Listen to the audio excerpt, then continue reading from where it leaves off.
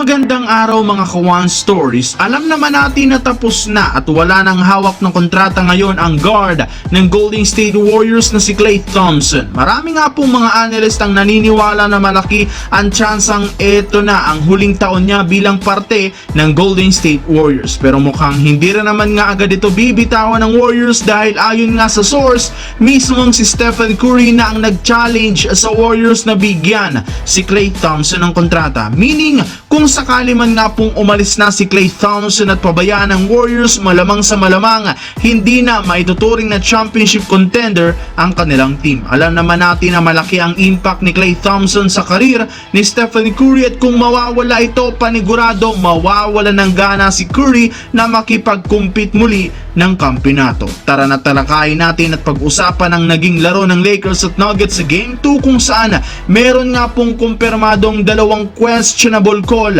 ang mga referee. Pero bago yan, please don't forget to hit the notification bell at mag-subscribe sa aking channel.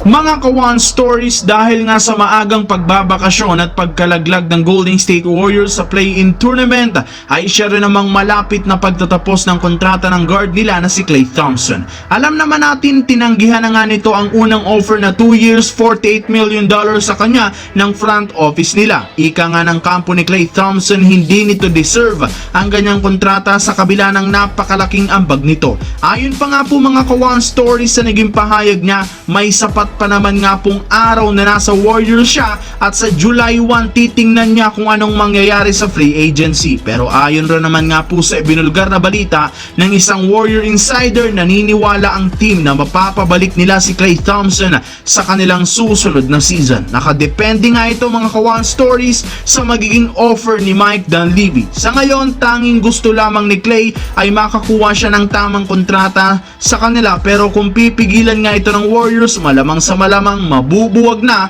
ang Splash Duo. Malalaman nga natin mga Kawan Stories sa susunod na araw kung ano ang second offer ng Warriors sa kanya. Samantala mga Kawan Stories, dito naman sa naging laro ng Lakers at Denver Nuggets sa Game 2 kung saan napagtantong merong dalawang questionable call. Mga Kawan Stories, nakakuha nga sana ng momentum ang Lakers sa Denver Nuggets sa buong quarter ng Game 2. Ito na rin naman ang inaasahan ni Coach Mike Malone, ang gagawing adjustment ni Coach Darvin Ham, pero guess what?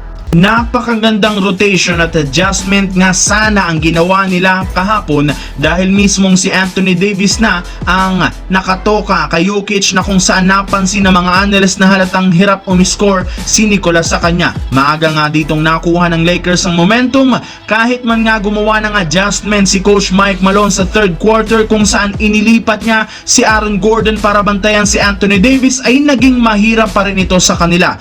Ngunit simula nga po mga Kawan Stories na mapabayaan nila si Jamal Murray na umiscore ng 6 straight points sa huling segundo ng laro, dito na nga mismo sila nanlumo sa depensa. Dagdagan mo pa nang pumasok ang game-winning shot kahapon ni Murray. Pero may dalawang questionable call dito mga Kawan Stories ang ginawa ng mga referee. Una ay nang bawiin nila ang foul sanang itinawag kay D'Angelo Russell matapos itong matamaan sa mukha ni Porter Jr. na literal kinumpirma ng mga commentator. At sumunod naman ang biglaang foul ni LeBron James kay Jamal Murray na ayon sa mga analyst wala namang nangyaring contact. Kaya naman marami nga po ang nagsasabing malinaw na daya ang Lakers sa home court ng Denver Nuggets.